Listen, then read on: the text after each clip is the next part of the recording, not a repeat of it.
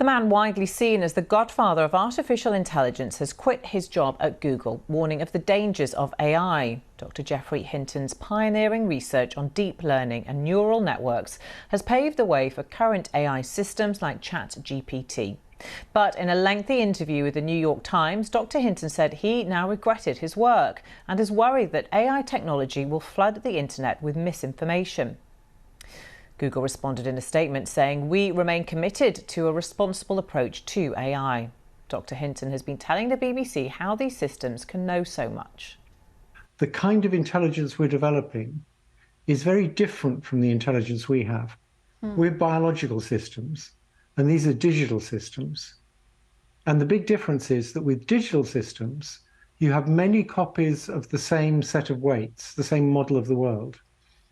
And all these copies can learn separately, but share their knowledge instantly.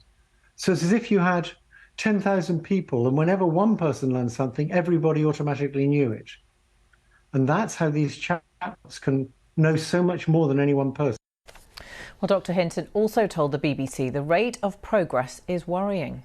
Right now, what we're seeing is things like GPT-4 eclipses a person in the amount of general knowledge it has, and eclipses them by a long way.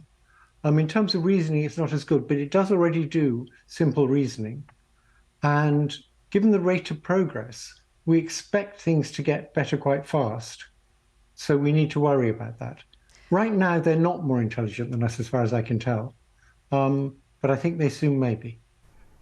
Well, earlier I spoke to Junaid Mubin, author of Mathematical Intelligence. I asked what he makes of the AI warning. I think this one is to be taken seriously because of where it's coming from. I wouldn't take Elon Musk's own warnings particularly seriously because he's not an AI expert. Geoffrey Hinton, on the other hand, is one of the pioneers of artificial intelligence. And he's also been very specific in laying out a hierarchy of risks and concerns. And so he mentions the threats that AI pose to the workforce and to the spread of misinformation.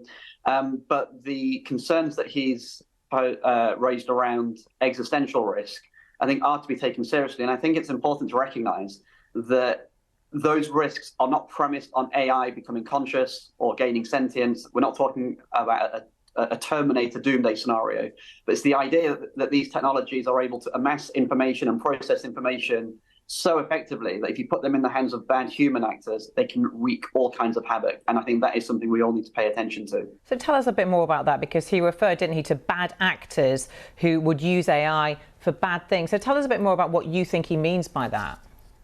So I think one of the challenges with these chatbots is we don't fundamentally understand how they work. We know that they absorb large amounts of information, and then you can input a prompt, and it will give you an output. It might write an essay for you, it might generate an image or a video. And so the challenge is that as these systems become more complex, we can issue them with certain tasks. So I might ask a chatbot to go online and find the cheapest train ticket for me, and I might give it access to my bank account, and it will be able to carry out that task, and the stakes there seem fairly low. But you can imagine in a different context where the stakes are a lot higher, these systems might be weaponized to carry out a whole range of tasks, and they will execute those tasks in ways that we don't fully understand. And I think the concern that people at Geoffrey Hinton have is that there could be unintended consequences. These systems behave in ways that are very different to humans. So there's no real account for how they will go about achieving their objectives. And especially if those objectives are rooted in some kind of malicious intent. So if an authoritarian leader, for example, says to a chatbot system, help me to reassert my grip on a population, there's no real knowing how a very complex computer-based system would go about achieving that, what kinds of manipulations it might employ. And so the lack of transparency is something that we really need to be concerned about. A couple of months ago, more than 1,000 tech leaders called for a 6-month moratorium on the development of new AI systems because of what they said was the tech posing a profound risk to society and humanity. I mean, is it too late?